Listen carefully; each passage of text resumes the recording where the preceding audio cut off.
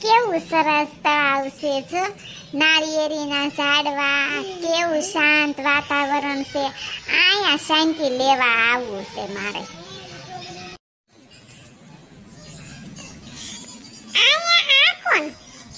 તળાવ હારું આ રૂપસુંદરી કોણ આવી ગઈ હે અચાનક રૂપસુંદરી આવી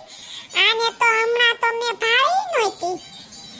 કેવું સરસ તળાવ ને આ તો કોક આસમાનમાંથી પડી આવી હોય એવું મને લાગે છે આ કાળો કલ્લુ તો અહીંયા કોણ આવ્યો શાંતિ માણસ ક્યાંય લેવા દે એમ નથી મને એમ થયું કે લાઈ તળાવ કાંઠે જાવ શાંત વાતાવરણ છે તો અહીંયા શાંતિ લઉં પણ આ પાછો કાળો કલ્લુ તો અહીં કોણ આવ્યો પાછો મને જોતો જોવે ટગર ટગર જોઈ રહ્યો છે કે કાળો કલ્લુ તો નજર નથી હટાવતો એમ પેલી શીપલી તો આવી ગઈ સારું કર્યું લે તું આવી ગઈ બહુ વાર લગાડી તે આવવામાં આ તું જો આ હામો ઓલો કાળો કલ્લુ તો તું તને બોલાવી ત્યાં તું નો આવી ત્યાં ઈ આવી ગયો પાછો આવ્યો તો આજનો ટગર ટગર મારી હામું જોવે છે નથી મોઢું બંધ કરતો અને આ એના 32 દેખાડીને આવ્યો ત્યારનો દેખાડીને ઊભો છે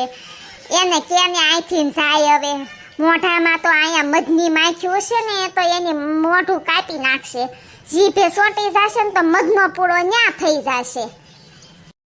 હા એલી રૂપલી તું કે ઈ તો હાસું છે આ કાળો કલ્લુ તો કોણ નાળિયેરીના ઝાડ પાસે ઊભો છે તું કે એમ એનું મોઢું નથી બંધ કરતો એલી એને મારને એક ધક્કો હાલ આપણે બે થઈને એને ધક્કો મારવી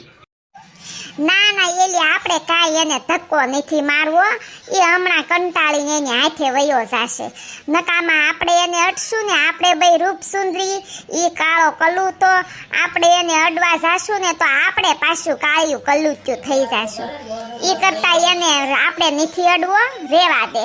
આપણે શાંતિ લેવા આવ્યા છીએ તો આપણે બે એક બાજુ જઈને શાંતિ લઈએ એ હમણાં કંટાળશે એટલે વયો જશે